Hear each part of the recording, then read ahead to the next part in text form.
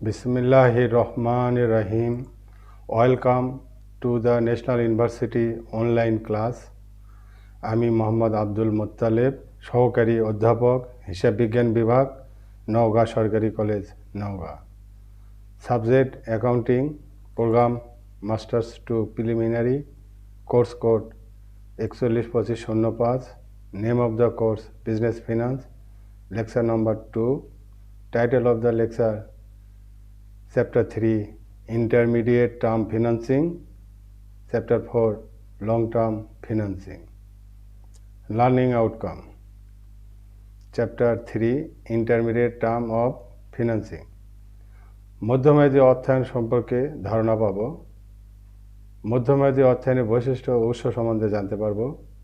বিভিন্ন প্রকার মধ্যমেয়াদী অর্থায়ন সম্পর্কে জানতে পারব। মধ্যমেয়াদী অর্থায়নের সুবিধা অসুবিধা সম্পর্কে জানতে পারব। মধ্যমেয়াদী অর্থায়নের ব্যয় সম্পর্কে জানতে পারব। মধ্যমেয়াদী ঋণ পরিশোধ পদ্ধতি সম্পর্কে জানতে পারব। কিছু ব্যবহারিক সমস্যা ও সমাধান করব। Chapter 4, long term financing. দীর্ঘমেয়াদী অর্থায়ন সম্পর্কে ধারণা পাব। দীর্ঘমেয়াদী অর্থায়নের বৈশিষ্ট্য সম্বন্ধে জানতে পারব। দীর্ঘমেয়াদী অর্থায়নের উৎস সম্বন্ধে জানতে পারব।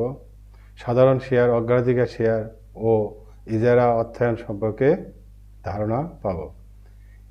ইজারা অর্থায়ন পদ্ধতি সম্পর্কে আমরা জানব। কিছু ব্যবহারিক সমস্যা ও সমাধান সম্পর্কে অবহিত হব।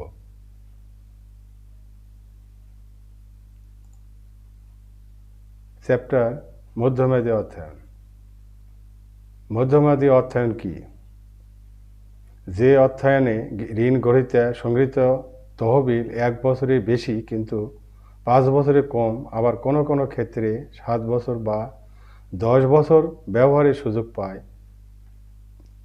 তাকে কারবারে প্রত্যাশিত নগদ প্রবাহ দিয়ে উক্ত অর্থসংস্থান পরিশোধ করা হয়ে থাকে, তাকে মধ্যমেয়াদী অর্থায়ন বলে।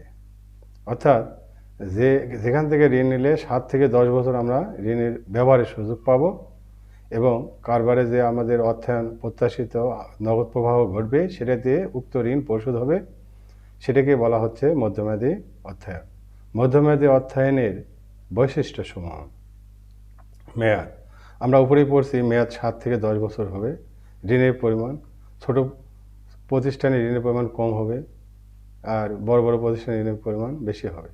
ঋণ গ্রহণের উদ্দেশ্য, মধ্যমেয়াদী অর্থায়ন আমরা যেটা নিয়ে থাকি এটার উদ্দেশ্য চলতি মূলধন অর্থ পূরণ করা এবং বাকি অংশ কিছু যদি থাকে তাহলে দীর্ঘমেয়াদী অর্থায়নের প্রয়োজনীয়তা মিটবে এখান থেকে। ঋণ পরিশোধ পদ্ধতি, এটা মাসিক, ষান্মাসিক, বার্ষিক এভাবে ঋণের কিস্তিতে পরিশোধ হবে। জামানত, মধ্যমেয়াদী যে তহবিলগুলো আমরা সংগঠিত করি সেগুলো জামানত লাগে, বিভিন্ন স্থায়ী অস্থায়ী সম্পদ জামানত দিয়ে ঋণ গ্রহণ করতে হয়।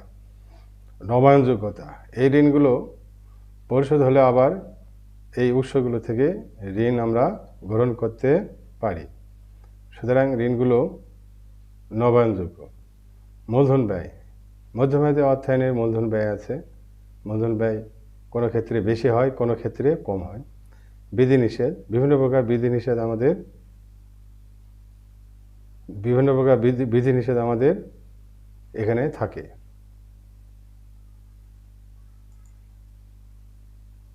মধ্যমেয়াদী অর্থায়নের প্রকার ও উৎসসমূহ। বাণিজ্যিক ব্যাংক, তাহলে আমাদের দেশে বিভিন্ন প্রকার বাণিজ্যিক ব্যাংক আছে। এই ব্যাংকগুলোতে আমরা কি করি, মধ্যমেয়াদী বিভিন্ন অর্থ এখান থেকে আমরা সংগ্রহ করি। ঘূর্ণয়মান ঋণ, অনেক ঋণ আছে যে ঋণগুলো আমাদের বছরের নির্দিষ্ট সময় ঋণের মেয়াদ শেষ হয়ে গেলে আবার এই ঋণগুলো নতুন করে মঞ্জুর হয়, সুতরাং মধ্যমেয়াদী অর্থায়ন এটা ঘূর্ণয়মান ঋণ। বীমা কোম্পানি, বাংলাদেশে বিভিন্ন বীমা কোম্পানি রয়েছে, জীবন বীমা, সাধারণ বীমা, এই বীমা কোম্পানিগুলো মধ্যমেয়াদী অর্থায়নের উৎস হিসেবে ব্যবহার হয়। উন্নয়ন ব্যাংক, বিভিন্ন প্রকার উন্নয়ন ব্যাংক আছে। এই উন্নয়ন ব্যাংক যেমন এশিয়া উন্নয়ন ব্যাংক, BLDB, তারপরে রিয়েল এস্টেট বিভিন্ন কোম্পানিগুলো আছে, এখান থেকেও আমরা মধ্যমেয়াদী অর্থায়নের উৎস হিসেবে ব্যবহার করি। ইজারা কোম্পানি, বাংলাদেশে বিভিন্ন ইজারা কোম্পানি আছে, তারা মূলত মধ্যমেয়াদী অর্থায়নে বিভিন্ন প্রতিষ্ঠানে অর্থ প্রদান করে থাকে। বিশেষায়িত ব্যাংক, কিছু বিশেষায়িত ব্যাংক আছে, সেখান থেকেও মধ্যমেয়াদী অর্থায়নের উৎস হিসাবে বিবেচিত হয়, যেমন শিল্প ব্যাংক, বাংলাদেশ কৃষি ব্যাংক, শিল্প ঋণ সংস্থা, এগুলো। কর্মচারীদের ভবিষ্যৎ তহবিল, কর্মচারীদের ভবিষ্যৎ তহবিল, এগুলো আমরা মধ্যমেয়াদী অর্থায়নের উৎস হিসাবে গ্রহণ করতে পারি। গ্রামীণ ব্যাংকও মধ্যমেয়াদী অর্থায়নে তহবিল সংগ্রহ করে থাকে। মধ্যমেয়াদী অর্থায়নের সুবিধাসমূহ: খরচ কম, আমরা বুঝতেই পারছি মধ্যমেয়াদী অর্থায়নের খরচ একটু কম, লবায়নযোগ্য, এটি ঋণ পরিশোধ হলে আবার লবায়ন করা যায়। ঋণ পরিশোধের সুবিধা, আমরা ঋণ পরিশোধ যখন হয়, কিস্তিতে হয়, এই জন্য এটা একটা সুবিধা আছে, ঋণটা সুবিধা মতো সময়ে পরিশোধ করা যায়। নমনীয়তা, এই ঋণটি প্রয়োজনে পরিবর্তন করা যায়, এই জন্য একটি নমনীয়। মুনাফা ও সুনাম বৃদ্ধি, মধ্যমেয়াদী অর্থায়ন যেহেতু বিভিন্ন উৎপাদন কাজে এই অর্থ ব্যবহার করা হয়, সেহেতু প্রতিষ্ঠানের মুনাফা বৃদ্ধি পায়, সুনামও বৃদ্ধি পায়। গোপনীয়তা রক্ষা, এই প্রতিষ্ঠানের যে আমরা লেনদেন করি ঋণের, সেগুলো দুই প্রতিষ্ঠানের মধ্যে গোপনীয় থাকে, কারণ ঋণের পরিমাণ কম হয়, বেশি প্রতিষ্ঠান এই ঋণ সম্পর্কে জানতে পারে না। উৎপাদন বৃদ্ধি, আমি আগেই বলছি যে মধ্যমেয়াদী অর্থায়ন থেকে যে অর্থ সংগৃহীত হয়, সেই অর্থগুলো বিভিন্ন কাঁচামাল মজুদ এগুলোতে ব্যবহার করা হয়, ফলে প্রতিষ্ঠানের উৎপাদনশীলতা বৃদ্ধি পায়। ঋণ নিয়ন্ত্রণ, আমরা বিভিন্ন উপায়ে এই ঋণটা নিয়ন্ত্রণ করতে পারি। মধ্যমেয়াদী অর্থায়নের অসুবিধা: জামানত, আমরা জানি যে ব্যাংক থেকে ঋণ নিলে জামানত দিতে হয়, এই জামানতের একটা সমস্যা, জামানত ছাড়া ঋণ পাওয়া যায় না। ঝুঁকি অধিক, মধ্যমেয়াদী অর্থায়ন কিস্তিতে পরিশোধ করতে হয়, তাড়াতাড়ি পরিশোধ করতে হয়, এজন্য ঝুঁকি বেশি। বিধিনিষেধ, এখানে অর্থ সংগ্রহ করলে এখান থেকে বিভিন্ন বিধিনিষেধ আরোপ করে, খরচ বেশি। অনেক উৎস আছে যেখান থেকে আমাদের বাংলাদেশে এমনি বিভিন্ন ঋণের সুদের হার অন্যান্য বিশ্বের তুলনায় বেশি, বাংলাদেশের প্রেক্ষাপট বাদ দিলেও মধ্যমেয়াদী অর্থায়নের খরচ বেশি। কিস্তি পরিশোধ, অনেক সময় কিস্তি পরিশোধের সমস্যা হয়, কিস্তি ঘন ঘন পরিশোধ করতে হয়, এই কারণে এটার একটা সমস্যা। দীর্ঘমেয়াদী পরিকল্পনার অসুবিধা, যখন আমরা দীর্ঘমেয়াদী কোনো পরিকল্পনা করি, সেই স্বল্পমেয়াদী অর্থায়ন থেকে এটা সম্ভব হয় না, কারণ স্বল্পমেয়াদী অর্থায়ন স্বল্প সময়ে পরিশোধ করতে হয়, দীর্ঘমেয়াদী প্রকল্প অসম্ভব। এখান থেকে অর্থায়ন করলে বিভিন্ন দীর্ঘমেয়াদী 10 বছর 20 বছর যে প্রকল্পগুলো আছে, স্থায়ী সম্পত্তি আছে, এগুলোতে এই অর্থটা বিনিয়োগ করা যায় না। ইকুইটি অর্থায়ন নেই, অর্থাৎ সাধারণ শেয়ার এর অর্থায়ন এখানে নেই, এটা একটা অসুবিধা। আমরা পরবর্তী স্লাইডে দেখতে পাচ্ছি মধ্যমেয়াদী ঋণ পরিশোধ পদ্ধতি। 1 নম্বর 1 অ্যাড অন ইন্টারেস্ট মেথড, এখানে আমরা দেখতে পাচ্ছি মান্থলি ইনস্টলমেন্ট সমান সমান P+P into R into N divided M into N, where P সমান equal principal amount, R equal rate of interest, N equal number of years, M সমান সমান number of instalment. এভাবে আমরা অ্যাড অন ইন্টারেস্ট মেথড ব্যবহার করে monthly instalment কত হবে তার পরিমাণ আমরা বের করতে পারি। প্রবলেম, আমরা অ্যাড অন ইন্টারেস্টের একটা প্রবলেম দেখব উপরের সূত্রটা ব্যবহার করে। এ ফার্ম বড়ো loan for 2 year on January 1, 2008, interest rate is 10%. Amount of loan is টাকা 1,20,000, which is paid by monthly installment. Solution, আমরা দেখতে পাচ্ছি সলিউশনে মান্থলি ইনস্টলমেন্ট সমান সমান P+P into R into N divided M into N। আমরা হায়ারে দেখতে পাচ্ছি P সমান সমান principal amount 1,20,000, R 10% and 2 year, M যেহেতু মাসে একবার তাহলে বছরে এটা 12টা কিস্তি হচ্ছে। তাহলে আমরা এটার প্রয়োগ করলে অ্যামাউন্টগুলো বসাইলে 1,20,000 প্লাস 1,20,000 10% ইন্টু 2 ইয়ার যেহেতু ডিভাইডেড 12 ইন্টু 12 ইন্টু 2, তাহলে আমরা উপরে হচ্ছে 1,44,000 ডিভাইডেড 24,000 সমান সমান টাকা 6,000। তাহলে এখানে আমাদের ইনস্টলমেন্ট পেলাম মাসে 6,000। মান্থলি প্রিন্সিপাল অ্যামাউন্ট সমান সমান 1,20,000 ইন্টু 12 ইন্টু 2 সমান সমান টাকা 5,000।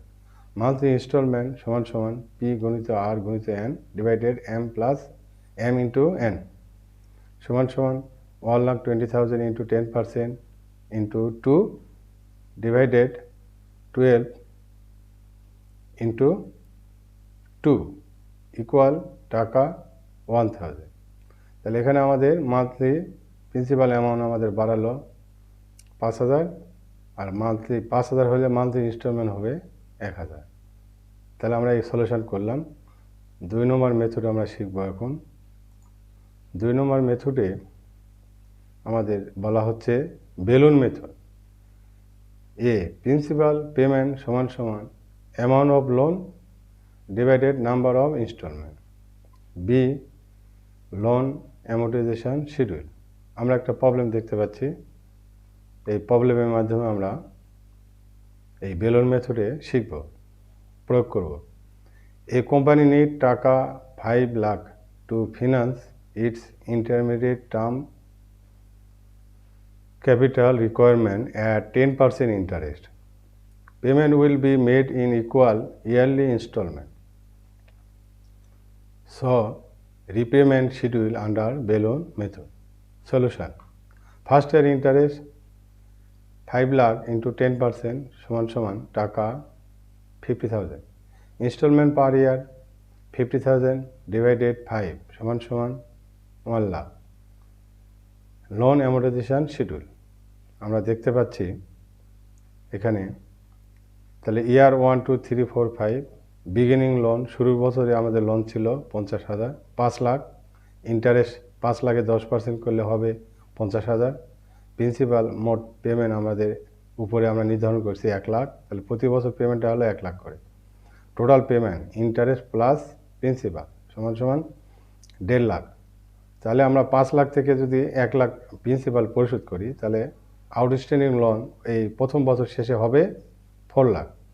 তাহলে প্রথম বছরে যেটা শেষে হবে সেটা দ্বিতীয় বছরের শুরুতে হলো 4 লাখে 10% সুদ হলে এখানে হচ্ছে 40,000, প্রিন্সিপাল 1 লাখ, তাহলে টোটাল পেমেন্ট হলো 1,40,000। আর আউটস্ট্যান্ডিং লোন হবে 4 লাখ বিয়োগ 1 লাখ সমান সমান 3 lakh. Third year 3 lakh beginning, interest 10% 30,000, principal 1 lakh, total payment হলো 1,30,000। আউটস্ট্যান্ডিং ব্যালেন্স হবে 2 লাখ, 3 লাখ বিয়োগ 1 লাখ। থার্ড ইয়ার শেষে তাহলে আমাদের ব্যালেন্স হচ্ছে আউটস্ট্যান্ডিং ব্যালেন্স 2 লাখ, এটা ফোর্থ ইয়ারে যায় বিগিনিং 2 লাখ, 2 লাখে 10% সুদ হলো 20,000, প্রিন্সিপাল 1 লাখ, টোটাল পেমেন্ট হবে 1,20,000। তাহলে টোটাল বিগিনিং থেকে প্রিন্সিপাল বাদ দিলে 1 লাখ। ফিফথ ইয়ারে শুরুতে 1 লাখ, শুরুতে হচ্ছে 1 লাখ, আর 1 লাখে 10% সুদ হলে হবে 10,000, প্রিন্সিপাল অ্যামাউন্ট হচ্ছে 1 লাখ, মোট পেমেন্ট হলো 1,10,000। তাহলে ফিফথ ইয়ার শেষে ব্যালেন্স হলো 0। আমরা এখান থেকে লোন অ্যামোর্টাইজেশন শিডিউল আমরা তালিকা, লোন পরিশোধ সূচি আমরা একটা টেবিলের মাধ্যমে শিখলাম। পরে 3 নম্বর মেথড হলো capital recovery method. Problem, A company need টাকা 5 lakh to finance its intermediate term capital requirement at 10% interest. Payment will be made in equal yearly installment. So repayment schedule under capital recovery method. এখানে আমরা দেখতে পাচ্ছি instalment সমান সমান P into R divided 1 - 1 divided 1 minus R. তাহলে এখান থেকে আমরা এটা অ্যাপ্লাই করে 5 lakh into 10%, 1 minus 1 divided 1 minus 10 power n, 50,000 ভাগ 0.3790986769। তাহলে আমাদের সমান সমান টাকা হচ্ছে 1,31,898। এটা আমাদের সুদসহ মোট পরিশোধ, মোট আমাদের কিস্তি প্রতি বছর। তাহলে আমরা নিচে লোন রিপেমেন্ট শিডিউল আমরা দেখতে পাচ্ছি যে লোনটা আমাদের first year, second year, third year, fourth year. Loan beginning instalment 1,31,898, এরা প্রতি বছর ঠিক থাকছে। ইন্টারেস্ট 5 লাখের 10% করলে হবে 50,000। তাহলে 1,31,898 থেকে 50,000 বাদ দিলে আমরা যেটা পাবো সেটা হচ্ছে 81,898 টাকা। তাহলে 5 লাখ থেকে যদি 81,898 বাদ দেই, 4,18,102 টাকা। এটা দ্বিতীয় বছরের শুরুতে আসলো। এটার উপর 10% সুদ করলে 41,810। তাহলে 1,31,898 থেকে 41,810 যদি আমরা বাদ দিই, তাহলে আমরা যেটা পাবো 90,088। 4,18,102 টাকা থেকে যদি 90,088 বাদ দেই, তাহলে আমরা পাবো 3,28,014 টাকা। এটা পরবর্তী বছরের শুরুতে এটা আসলো। এটার উপর 10% সুদ কাটলে হবে 32,801। তাহলে 1,31,898 থেকে 32,801 বাদ দিলে 99,097। তাহলে আমরা মূল টাকা বিগিনিং থেকে যদি আমরা মূল টাকা বাদ দিই 99,097, তাহলে 2,28,917 টাকা। এটা পরে চতুর্থ বছরের শুরুতে এটা আসলো। এটার উপর 10% সুদ কাটলে 22,892। তাহলে এখানে ইনস্টলমেন্ট থেকে যদি আমরা ইন্টারেস্ট বাদ দিই, আসল হবে 1,09,006 টাকা। 2,28,917 থেকে যদি আমরা 1,09,006 টাকা বাদ দিই, 1,19,011 টাকা। ফিফথ ইয়ারে যায় 1,19,911। এটার উপর 10% যদি আমরা কাটি, তাহলে পাবো সুদ পাবো 11,997। তাহলে আমাদের প্রিন্সিপাল অ্যামাউন্ট পে হবে 1,19,911। ফিফথ ইয়ারের শেষে ব্যালেন্স হলো 0। তাহলে আমরা 3টা মেথডে শিখলাম স্বল্পমেয়াদী অর্থায়ন। আমরা এবার দ্বিতীয় চ্যাপ্টার পড়ব, দীর্ঘমেয়াদী অর্থায়ন। দীর্ঘমেয়াদী অর্থায়ন কাকে বলে? যে অর্থায়নে ঋণ গ্রহীতা সমিত অর্থ থেকে 5 থেকে 15 বছর, এমনকি 20 বছর বা তদূর্ধ্ব সময়ের জন্য অর্থ ব্যবহারের সুযোগ পায় এবং কারবারে প্রত্যাশিত লাভ দিয়ে, কিস্তিতে বা সঞ্চিত অর্থ দিয়ে এককালীন আবার অনেক সময় কারবার বিলুপ্তির সময় পরিশোধ করা হয়ে থাকে, তাকে দীর্ঘমেয়াদী অর্থায়ন বলে। এটি স্থায়ী সম্পত্তি করে ব্যবহার করা হয়, মানে দীর্ঘমেয়াদী অর্থায়ন। তাহলে দীর্ঘমেয়াদী অর্থায়ন আমরা কী শিখলাম? যে এই তহবিল যেখান থেকে আমরা সংগ্রহ করব 5 থেকে 15 বছর এবং এমনকি 20 বছর ব্যবহার হবে, এটাকে বলা হচ্ছে দীর্ঘমেয়াদী অর্থায়ন। তাহলে দীর্ঘমেয়াদী অর্থায়নের বৈশিষ্ট্য সমূহ। তহবিল আকার, আমরা বুঝতে পারছি দীর্ঘমেয়াদী যেহেতু এটার তহবিলের পরিমাণটা বেশি হয়, তবে ছোট প্রতিষ্ঠানে কম হয়, আবার বড় প্রতিষ্ঠানে যারা এটা ঋণের পরিমাণ বেশি হয়। মেয়াদকাল 5 থেকে 15 বছর হবে, কোনো কোনো ক্ষেত্রে 20 বছর। তহবিলের ব্যবহার, এটা স্থায়ী সম্পত্তি ক্রয়ে বা দীর্ঘমেয়াদী বিনিয়োগ প্রকল্পে এই অর্থগুলো ব্যবহার করা হয়। পরিশোধ পদ্ধতি, এটা ইয়ারলি পরিশোধ করতে হয় সুদসহ, প্রিন্সিপাল এবং ইন্টারেস্ট যোগ করে পরিশোধ করতে হয়। জামানত, এক্ষেত্রে জামানত লাগে, জামানত ছাড়া এই ঋণ পাওয়া যায় না। আয়ের উপর দাবি, আমরা বুঝতেই পারছি যে এখানে ইকুইটি অর্থায়ন হয়, এই জন্য আয়ের উপর ইকুইটি হোল্ডাররা দাবি করে। মূলধন খরচ আছে, এখানে মূলধন খরচ যেগুলো হলো cost of equity, cost of preferred share, cost of ডেপ্ট, তারপর কস্ট অফ রিটার্ন আর্নিং, এগুলো আছে। আমরা পরবর্তী চ্যাপ্টারে শিখবো এগুলো। মূলধন বাজারের হাতিয়ার, যেহেতু এই মূলধনগুলো মূলধন বাজার থেকে সংগ্রহ করা হয়, এই জন্য এটা মূলধন বাজারের হাতিয়ার হিসেবে বিবেচিত হয়। তাহলে এইসব বৈশিষ্ট্য আমরা শিখলাম। এখন শিখব দীর্ঘমেয়াদী অর্থায়নের গুরুত্ব। তহবিলে ব্যবহার করতে পারি আমরা, 15 থেকে 20 বছর ব্যবহার করতে পারি। এর মেয়াদকাল বেশি, এজন্য প্রতিষ্ঠান সুবিধাজনক এটা ঋণ ব্যবহার করতে পারে। তহবিলের ব্যবহার আমরা বলছি আগেই যে এরা দীর্ঘমেয়াদী স্থায়ী সম্পত্তিতে বিনিয়োগ করা হয়। বিভিন্ন দীর্ঘমেয়াদী প্রকল্পে এর অর্থ ব্যবহার করা হয়। এই পরিশোধ পদ্ধতি যেহেতু বছরে পরিশোধ করতে হয়, এজন্য প্রতিষ্ঠান সুবিধা পায়। জামানত লাগে, স্থায়ী অস্থায়ী জামানত। আয়ের উপর দাবি করে। মূলধন খরচ আছে, আমি আগেই বলছিলাম। মূলধন বাজারে হাতিয়ার। এরা মূলধন বাজারে হাতিয়ার এই কারণেই যে শেয়ারগুলো বিভিন্ন শেয়ার বিক্রি করে মূলধন আমাদের উৎস থেকে তহবিল সংগ্রহ করা হয়। ব্যবস্থাপনায় অংশগ্রহণ। মালিকরা ব্যবস্থাপনায় অংশগ্রহণ করতে পারে, যেমন সাধারণ শেয়ার হোল্ডাররা, এরা কোম্পানি পরিচালনায় অংশগ্রহণ করতে পারে। এই ঝুঁকি আছে, কিন্তু ঝুঁকিটা পরিমাণগত কম। মধ্যমেয়াদী অর্থায়ন থেকে দীর্ঘমেয়াদী অর্থায়নের ঝুঁকি কম। দীর্ঘমেয়াদী অর্থায়নের বিভিন্ন উৎস ও প্রকারভেদ আমরা ছকে দেখতে পাচ্ছি। দীর্ঘমেয়াদী অর্থায়ন, অভ্যন্তরীণ উৎস, অবর্ণিত মুনাফা। কারবারে যে অবর্ণিত মুনাফা থাকে, যেমন সঞ্চিত কর্মচারী কল্যাণ তহবিল, পেনশন তহবিল, আর কিছু অবর্ণিত মুনাফারও অংশ থাকে, আনডিস্ট্রিবিউটেড প্রফিট, এগুলো কারবারে আমরা ব্যবহার করতে পারি। এই জন্য এটাকে বলা হচ্ছে আভ্যন্তরীণ উৎস। অবচয় তহবিল। তাহলে অবচয় যেহেতু খরচ নয়, এই টাকাটা আমরা প্রতি বছর আয় বিবরণীতে আমরা খরচ হিসাবে দেখাই। এই খরচটা বহিঃপ্রবাহ হয় না, এই জন্য এটা তহবিল হিসাবে থাকে। এটা আমরা অভ্যন্তরীণ উৎস হিসেবে ব্যবহার করতে পারি। সঞ্চিত তহবিল। আমরা জানি এই যে এশিয়া মহাদেশে যে কোম্পানিগুলো আছে, এরা সঞ্চিতি করে, মানে আয়ের একটা অংশ সঞ্চিত হিসেবে রেখে দেয়। এই তহবিলটা আমরা অভ্যন্তরীণ উৎস হিসেবে ব্যবহার করতে পারি। মূলধন বাজারে হাতিয়ার।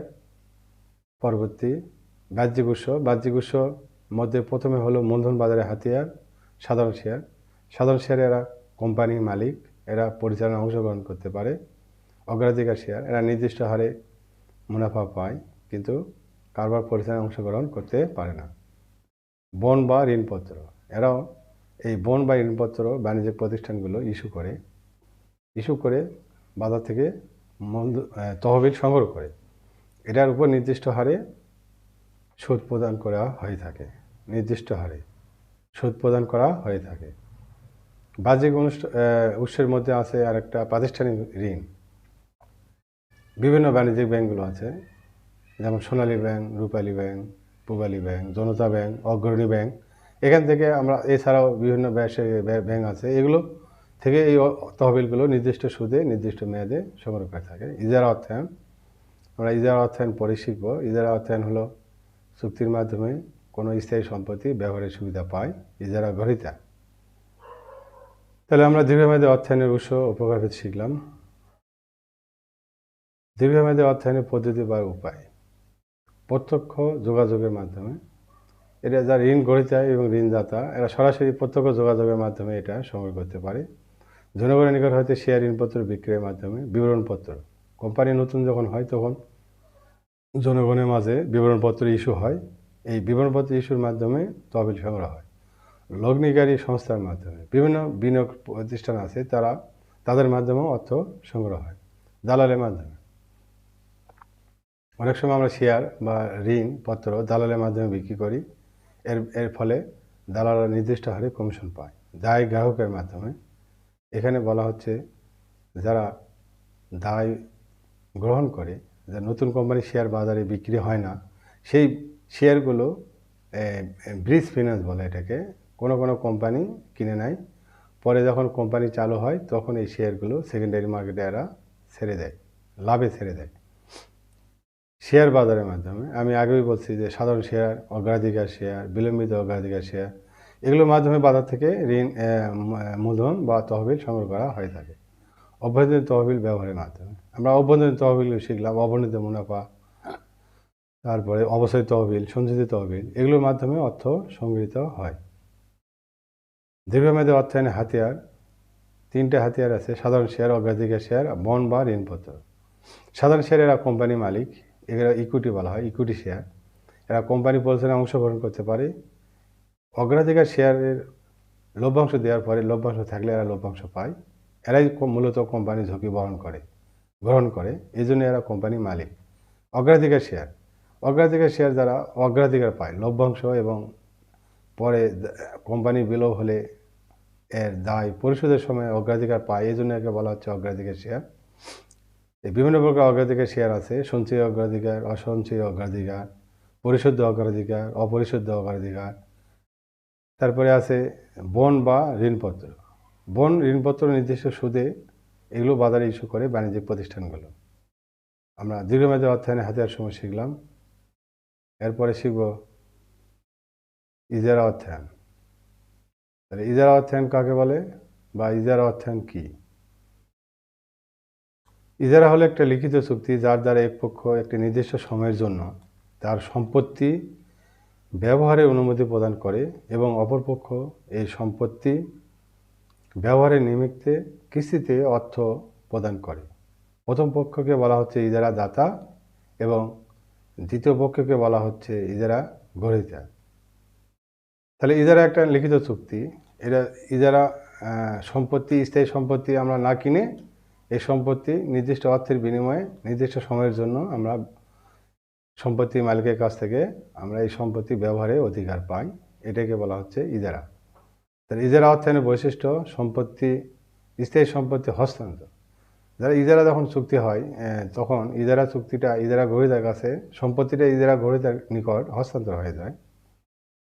মেয়াদকাল, ইজারার মেয়াদ সাধারণত 1 থেকে 5 বছর, সেটা পরিচালন ইজারার ক্ষেত্রে। আর আর্থিক ইজারার ক্ষেত্রে ইজারা সম্পত্তির মেয়াদকাল পর্যন্ত এটি ব্যবহার করতে পারে। লিখিত চুক্তি, ইজারা একটা চুক্তি, আমরা আগেই বলছি। ইজারা দাতা এবং গ্রহীতার মধ্যে একটা চুক্তি হয়। বাতিলযোগ্যতা, ইজারা পরিচালন ইজারা বাতিলযোগ্য, কিন্তু আর্থিক ইজারা বাতিল অযোগ্য। সম্পত্তির মালিকানা, ইজারা সম্পত্তি গ্রহণ করলে সম্পত্তি মালিকানা ইজারা দাতার নিকট থেকে যায়। কিস্তিভিত্তিক অর্থ পরিশোধ, এটার নির্দিষ্ট হারে সুদ সহ কিস্তির পেমেন্টটা সহ কিস্তি নির্ধারণ হয়, সেই অনুযায়ী বছরে একটা কিস্তি হয়। নবায়ন, পরিচালন ইজারা নবায়ন হয়, কিন্তু আর্থিক ইজারা নবায়ন হয় না, যেহেতু আর্থিক ইজারা সমস্ত জীবনীকাল ব্যবহার করে। উপভাড়া নিষিদ্ধ, ইজারা গ্রহণ করলে এই ইজারা আরেকজনের কাছে ভাড়া দেওয়া নিষিদ্ধ। ক্রয় সুবিধা, আর্থিক ইজারার ক্ষেত্রে ইজারা সম্পত্তি ব্যবহারের শেষে ক্রয়ের অপশান থাকে, এই অপশান গ্রহণ করতে পারে, নাও পারে। রক্ষণাবেক্ষণ খরচ, ইজারার ক্ষেত্রে কিছু রক্ষণাবেক্ষণ খরচ আছে, এই খরচটা যে কোনো পক্ষ এটা বহন করতে পারে। তাহলে ইজারা অর্থায়নের বৈশিষ্ট্য আমরা শিখলাম। এরপরে শিখব ইজারা অর্থায়নের সুবিধা অসুবিধা। ইজারা অর্থায়নের সুবিধা: কারিগরি জ্ঞানের সহায়তা। ইজারা সম্পত্তি কিনলে এটি ব্যবহার করার জন্য কিছু কারিগরি জ্ঞান লাগে। তাহলে ইজারা গ্রহণ করলে কারিগরি জ্ঞানের সহায়তা পাওয়া যায়। স্থায়ী সম্পত্তি অর্জন, স্থায়ী সম্পত্তি যেগুলো সেগুলো অর্জন করা যায় ইজারার মাধ্যমে। নগদ প্রবাহ বৃদ্ধি পায়। কিস্তিতে প্রদানের সুবিধা, আমরা কিস্তিতে অর্থ প্রদান করতে পারি। কিস্তিতে বছরে একটা কিস্তি আর্থিক ইজারার ক্ষেত্রে। পরিচালনা ইজারার ক্ষেত্রেও আমরা বছরে একটা নির্দিষ্ট ভাড়া প্রদান করি। পরিবর্তনশীলতা, ইজারা চুক্তি পরিবর্তন করা যায়, এই জন্য এটা সুবিধাজনক। অবশিষ্ট মূল্যের মালিকানা, এটা চুক্তিতে উল্লেখ থাকে অবশিষ্ট মূল্য মালিকানা কে পাবে। তো অনেক সময় আর্থিক ইজারার ক্ষেত্রে আমরা অবশিষ্ট সম্পত্তির মালিকানা হতে পারি। বাতিলের সুযোগ, এই চুক্তি বাতিলের সুযোগ আছে পরিচালন ইজারার ক্ষেত্রে। সেক্ষেত্রে আমরা নতুন সম্পত্তি ক্রয় করতে পারি। চলতি মূলধন সংরক্ষণ, যেসব প্রতিষ্ঠানে চলতি মূলধনের সমস্যা আছে তারাই মূলত এই ইজারা অর্থায়ন করে। ইজারা অর্থায়ন করলে একটা মূলধনের অংশ বেঁচে যায়, এটা চলতি মূলধন হিসেবে ব্যবহার করা পারি। বিরোধায়তন উৎপাদন, ইজারা সম্পত্তি গ্রহণের ফলে আমাদের অনেক টাকা সেভ হয়, এই টাকা আমরা উৎপাদন খাতে ব্যবহার করতে পারি। ইজারা অর্থায়নের অসুবিধার সময়, সম্পত্তি ব্যবহারজনিত ঝুঁকি, এই সম্পত্তি আমরা যখন ব্যবহার করব তখন এই সম্পত্তি ব্যবহারের ঝুঁকি রয়েছে, এটা একটা অসুবিধা। অধিক ঋণের সুদের হার, এখানে সুদের হার অধিক, অর্থাৎ ইজারা যে কিস্তি প্রদান করতে হয় সুদসহ, সুদের পরিমাণ বেশি হয় এখানে। রক্ষণাবেক্ষণ সমস্যা, এই ইজারা চুক্তিতে উল্লেখ থাকে, চুক্তিতে উল্লেখ না থাকলে এটা রক্ষণাবেক্ষণের সমস্যা সৃষ্টি হয়। মালিকানা সত্ত্ব থাকে না। ইজারা চুক্তি করলে ইজারার সম্পত্তির মালিকানা সত্ত্ব পাওয়া যায় না। এই সম্পত্তি অন্যের কাছে বিক্রি করা যায় না। দীর্ঘকালীন ব্যবহারের সমস্যা। অনেক সময় দীর্ঘকালে ব্যবহার করলে এটার সমস্যা দেখা দেয়। প্রযুক্তি পরিবর্তনের ঝুঁকি। অনেক সময় প্রযুক্তি পরিবর্তন হয়। সেক্ষেত্রে নতুন প্রযুক্তি যখন আমরা গ্রহণ করব, সেক্ষেত্রে এই ইজারা থাকার কারণে, চুক্তি থাকার কারণে নতুন প্রযুক্তি ব্যবহার বা নতুন প্রযুক্তি যখন পরিবর্তন হবে তখন এটার ঝুঁকি রয়েছে। বিক্রয় বা বন্ধক সমস্যা। আমরা আগেই বলছি যেহেতু মালিকানা আমরা পাই না, সেহেতু এটা বিক্রয় বা বন্ধক করা যায় না, বন্ধক রাখা যায় না। কার্যক্ষমতা হ্রাসের ঝুঁকি। অনেক সময় ইজারা সম্পত্তির কার্যক্ষমতা হ্রাস পায়। এই হ্রাস পাইলে আমরা এই চুক্তি বাতিল করে অন্য নতুন একটা সম্পত্তি ক্রয় করা সম্ভব হয় না। সম্পত্তি নিয়ন্ত্রণ সমস্যা। অনেক সময় ইজারা সম্পত্তি নিয়ন্ত্রণ করা অসুবিধা হয়। ইজারা সম্পত্তির মালিকের সাথে নিয়ন্ত্রণের কিছু সমস্যা দেখা যায়। আমরা তাহলে ইজারা সম্পত্তির সুবিধা ও অসুবিধা শিখলাম। পরবর্তী স্লাইডে আমরা ইজারা চুক্তির বিষয়বস্তু শিখব। ইজারা চুক্তির বিষয়বস্তু। ইজারার সময়সীমা। ইজারা চুক্তিতে এর সময়সীমা উল্লেখ থাকে। পরিচালনা ইজারার ক্ষেত্রে 1 থেকে 5 বছর, আর আর্থিক ইজারার ক্ষেত্রে এটা সম্পত্তি যতদিন আমরা যে আয়ুষ্কাল সেই পর্যন্ত আমরা এটা সময় থাকে, এটা চুক্তিতে উল্লেখ থাকে। ইজারার ভাড়া। ইজারা কত ভাড়া হবে এটা চুক্তিতে উল্লেখ থাকে। ইজারার ভাড়া চুক্তিতে উল্লেখ না থাকলে এই চুক্তি হবে না। ক্ষতিপূরণ। চুক্তিতে অবশ্যই উল্লেখ থাকতে হবে, যদি সম্পত্তি ক্ষতি হয় এই ক্ষতিটা পূরণ করবে কোন পক্ষ। নবায়ন সুযোগ। চুক্তিতে যখন করব তখন অবশ্যই চুক্তিতে উল্লেখ থাকতে হবে যে এটা নবায়ন করা যাবে কিনা। সম্পত্তির রক্ষণাবেক্ষণ। তাহলে ইজারা চুক্তির সময় সম্পত্তির রক্ষণাবেক্ষণ কে করবে তা উল্লেখ থাকা আবশ্যক। বাতিলকরণ। এই ইজারা নির্দিষ্ট সময় পর বাতিল করা যাবে কিনা, এটা বাতিল অযোগ্য বা বাতিলযোগ্য সেটা চুক্তিতে অবশ্যই উল্লেখ থাকতে হবে। ইজারা সম্পত্তি ক্রয়। অনেক সময় সম্পত্তি জীবনীকাল শেষে এই সম্পত্তিটি ক্রয় করার অপশন থাকে, সেটা চুক্তিতে উল্লেখ থাকতে হয়। সিকিউরিটি প্রভিশনটাও চুক্তিতে উল্লেখ থাকা বাঞ্ছনীয়। সম্পত্তির কোনো পরিবর্তন এগুলো যদি করা প্রয়োজন হয় তাহলে কে করবে, কিভাবে হবে, এটা চুক্তিতে অবশ্যই উল্লেখ থাকা বাঞ্ছনীয়। তাহলে আমরা ইজারা চুক্তির বিষয়বস্তু শিখলাম। এবার শিখব আর্থিক ইজারা। দীর্ঘমেয়াদী বাতিল অযোগ্য ইজারা চুক্তিকে আর্থিক ইজারা বলে। অর্থাৎ কোনো পক্ষই ইজারা বাতিল করতে পারবে না, এমন সত্ত্বে দীর্ঘ সময়ের জন্য কোনো স্থায়ী সম্পত্তি ইজারা নিলে তাকে আর্থিক ইজারা বলে। আমরা দেখতে পাচ্ছি তাহলে দীর্ঘকালীন সময় হবে আর্থিক ইজারা, অর্থাৎ সম্পত্তি আয়ুষ্কালে সমান হয় সাধারণত। আর আরেকটা হলো এটা বাতিল অযোগ্য, বাতিল করতে পারবে না। তাহলে আমরা আর্থিক ইজারা সম্বন্ধে জানলাম। আর্থিক ইজারার বৈশিষ্ট্য। দীর্ঘমেয়াদী। আর্থিক ইজারাটা দীর্ঘমেয়াদী হয়, মানে সম্পত্তির আয়ুষ্কালের সমান। ক্রয় ব্যবস্থা। আর্থিক ইজারা সম্পত্তির জীবনীকাল শেষে ক্রয় ব্যবস্থার সুযোগ থাকে। বাতিল অযোগ্য। এটা কোনো পক্ষই এটা বাতিল করতে পারবে না। পুনরুদ্ধার। এই সম্পত্তির প্রয়োজনে মালিক পুনরুদ্ধার করতে পারে। ঝুঁকি। এটাতে ঝুঁকি থাকে যেহেতু বাতিল অযোগ্য, এই কারণে এই ইজারাটা ঝুঁকিপূর্ণ। রক্ষণাবেক্ষণ খরচ। তাহলে সম্পত্তির রক্ষণাবেক্ষণ যে খরচগুলো হয় সেগুলো ইজারা গ্রহীতা এটা বহন করে। বাধ্যবাধকতা আছে, যে কোনো সময় যে কোনো এটার পরিবর্তন করা যায় না, বাতিল করা যায় না। দেউলিয়া হলে ইজারা সম্পত্তি চুক্তিও বাতিল হয়ে যাবে। ইজারা বর্তমান মূল্য সেটা উল্লেখ থাকে। উদ্বৃত্তপত্রের সম্পত্তি হিসেবে আর্থিক ইজারা দেখানো যায়। পরিচালন ইজারা।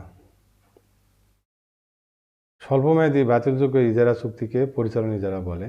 অর্থাৎ পরিচালনা ইজারা হচ্ছে এমন একটি চুক্তিগত ব্যবস্থা যেখানে একটি সম্পত্তি 5 বছর বা তার কম সময়ের জন্য ব্যবহারের জন্য ইজারা গ্রহীতা ইজারা দাতাকে নির্দিষ্ট সময় অন্তর অন্তর অর্থ প্রদান করে থাকে তাকে পরিচালনা ইজারা বলা হয়। এই পরিচালনা ইজারার ক্ষেত্রে ভাড়া প্রদান করতে হয় বছরে একটা নির্দিষ্ট পরিমাণ অর্থ। এটার মেয়াদ সাধারণত 1 থেকে 5 বছর হয়ে থাকে, 5 বছর হয়। এটার রক্ষণাবেক্ষণ খরচ নেই। পরিচালনা ইজারার বৈশিষ্ট্য স্বল্পমেয়াদী, এটা সময় কম, এই জন্য এটা 5 বছর হয়ে থাকে। ঝুঁকি বেশি যেহেতু এটা যে কোনো সময় বাতিল করা যায়। বাতিলযোগ্যতা, পরিচালনা ইজারা বাতিলযোগ্য। নবায়নযোগ্যতা, এটা 5 বছর মেয়াদ শেষে গেলে এটা নবায়ন করা যায়। ক্রয়ের সুবিধা থাকে না। চলতি মূলধন বৃদ্ধি, যেহেতু পরিচালনা ইজারা এখানে কোনো অর্থ বহিঃপ্রবাহ হয় না, যেটা হয় সেটা পরিমাণ খুবই কম, এই জন্য এটার চলতি মূলধন বৃদ্ধি পায়। রক্ষণাবেক্ষণ নাই। উদ্ভিদগত সম্পত্তি হিসাবেও পরিচালনা ইজারা দেখানো যায় না। পরিচালনা ইজারা ও আর্থিক ইজারার মধ্যে পার্থক্য। আমরা বিষয় পরিচালনা ইজারা, আর্থিক ইজারা।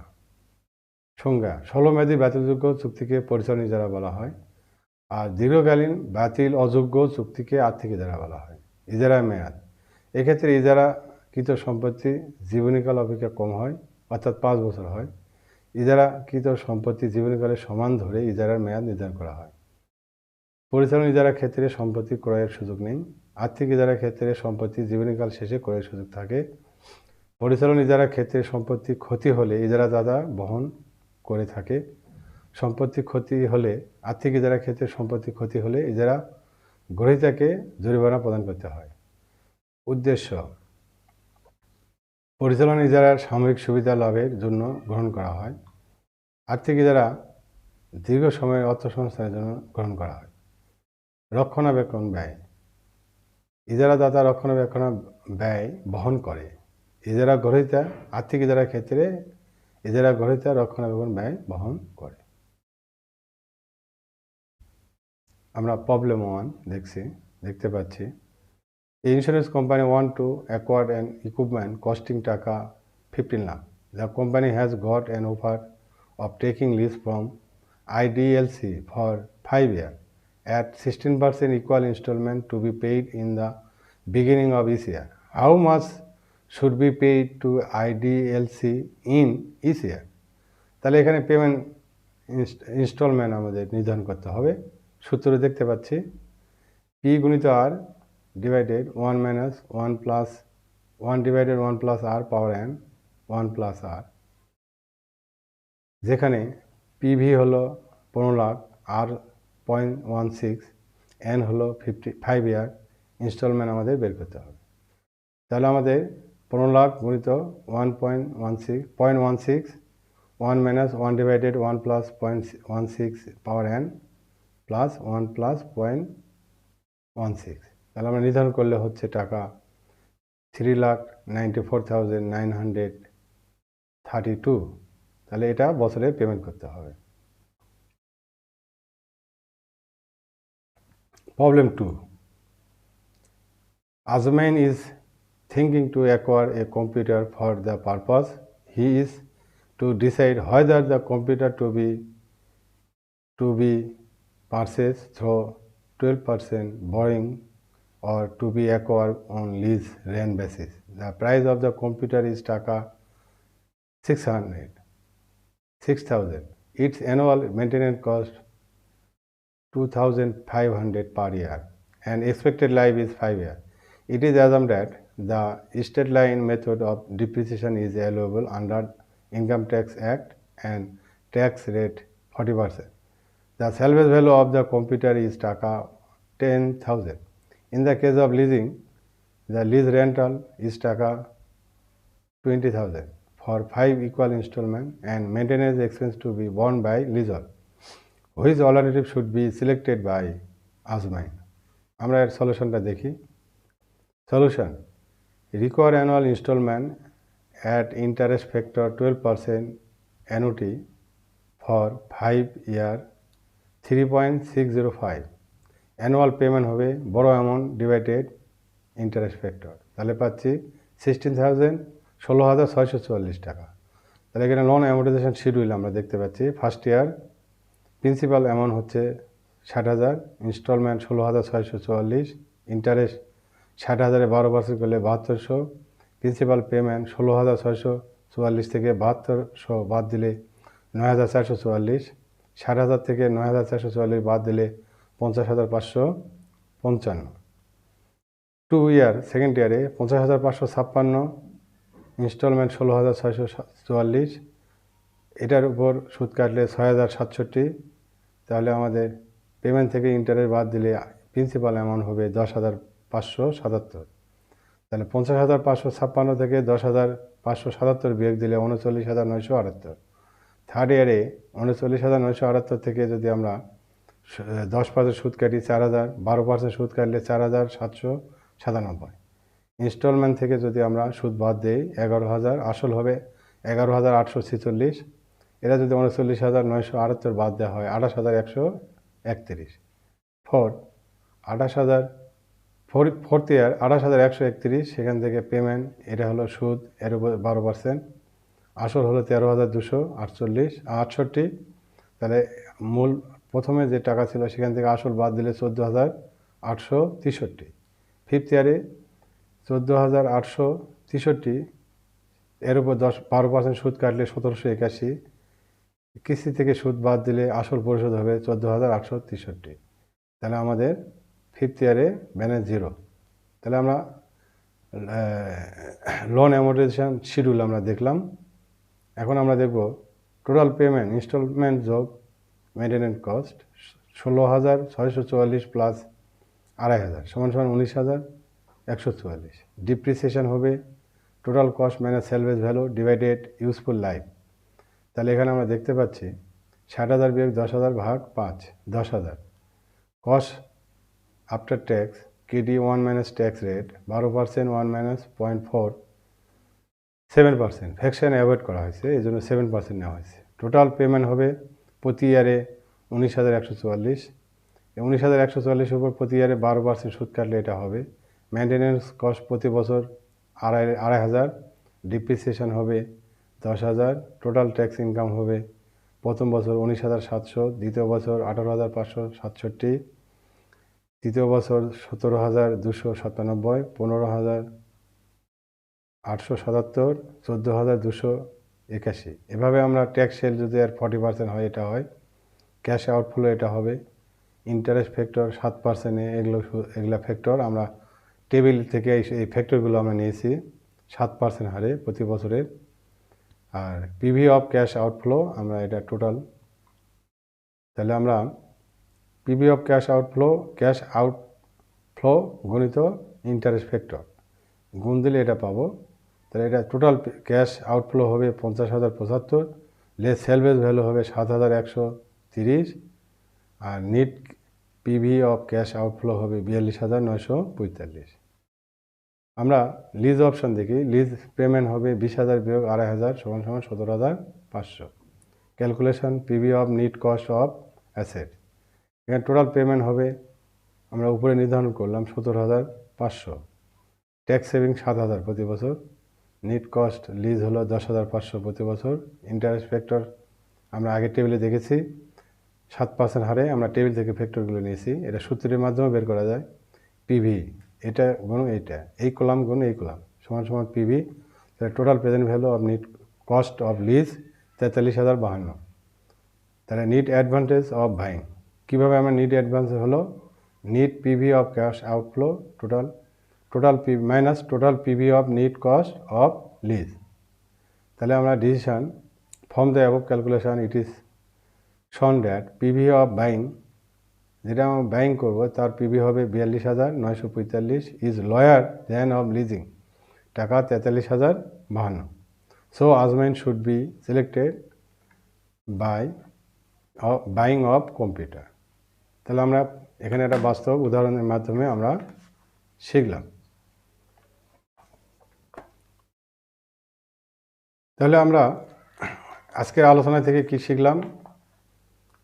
মধ্যমেয়াদী অর্থায়ন থেকে আমরা শিখলাম অর্থায়নের সম্পর্কে ধারণা, অর্থায়নের বৈশিষ্ট্য, উৎস, বিভিন্ন প্রকারভেদ, মধ্যমেয়াদী অর্থায়নের সুবিধা অসুবিধা, মধ্যমেয়াদী অর্থায়নের ব্যয়, ঋণ পরিশোধ পদ্ধতি, কিছু সমস্যা শিখলাম, অঙ্ক শিখলাম। 2টা অঙ্ক আমরা দেখেছি আজকে। দীর্ঘমেয়াদী অর্থায়ন সম্পর্কে আমরা জানলাম। অর্থায়নের বিভিন্ন উৎস, প্রকার, সাধারণ শেয়ার, অগ্রাধিকার শেয়ার, ইজারা অর্থায়নের পদ্ধতি, আর্থিক ইজারা, তারপরে শিখলাম পরিচালন ইজারা, এদের পার্থক্য শিখলাম, ইজারার চুক্তির বিষয়বস্তু শিখলাম, ব্যবহারিক কিছু সমস্যা শিখলাম। এখন আমরা রিকমেন্ডেড বুকস আমরা গত ক্লাসেও দিয়েছিলাম। 1 নম্বর James Van Horne and John M Wachowicz, fundamental of financial management, Hampton, working capital management, Bernstein, LA and JJ উইন, ফিনান্সিয়াল স্টেটমেন্ট অ্যানালাইসিস। এগুলো ছাড়াও আমরা বাংলা মিডিয়ার বিভিন্ন বই আছে, মিলেনিয়াম পাবলিকেশনের বই আছে, এই বইটি আমরা ব্যবহার করতে পারি। অনেক অঙ্কগুলো এখান থেকে আমাদের দেওয়া আছে, তোমরা এটার সাহায্যে সমস্যা সমাধান করতে পারো। শেষে ধন্যবাদ জানাই সকলকে। জাতীয় বিশ্ববিদ্যালয়ের পক্ষ থেকে স্টে হোম, স্টে সেফ। ধন্যবাদ সবাইকে। খোদা হাফেজ।